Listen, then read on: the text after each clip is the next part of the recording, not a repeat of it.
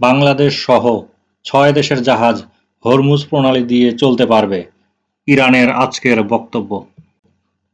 মধ্যপ্রাচ্যে ক্রমবর্ধমান সংঘাতের মধ্যেও কৌশলগতভাবে অত্যন্ত গুরুত্বপূর্ণ হরমুজ প্রণালীতে বাংলাদেশের মতো বন্ধুত্বপূর্ণ রাষ্ট্রগুলোর জাহাজ চলাচলের অনুমতি দিয়েছে ইরান।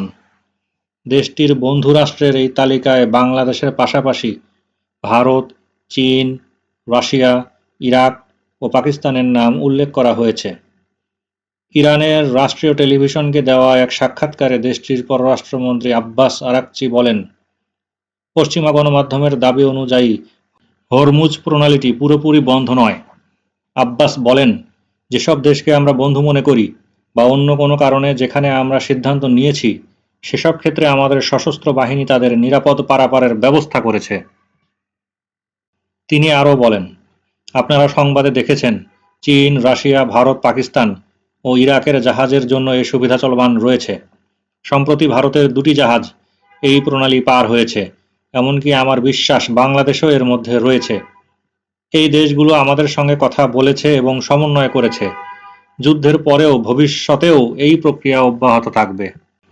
তবে আব্বাস সাফ জানিয়ে দেন, যারা এই যুদ্ধে সরাসরি জড়িত বা শত্রুপক্ষ হিসেবে বিবেচিত তাদের জাহাজ এই পথে চলতে দেওয়া হবে না। বিশেষ করে যুক্তরাষ্ট্র, ইসরায়েল এবং যুদ্ধের নেপথ্যে ভূমিকা রাখা নির্দিষ্ট কিছু উপসাগরীয় দেশের জাহাজ চলাচলে কঠোর নিষেধাজ্ঞা জারি করা হয়েছে। তিনি আরও বলেন, আমরা এখন যুদ্ধাবস্থায় আছি। এই অঞ্চলটি এখন একটি যুদ্ধক্ষেত্র, তাই শত্রু বা তাদের মিত্রদের জাহাজ চলাচলের অনুমতি দেওয়ার কোনো কারণ নেই, তবে অন্যদের জন্য এটি খোলা থাকছে।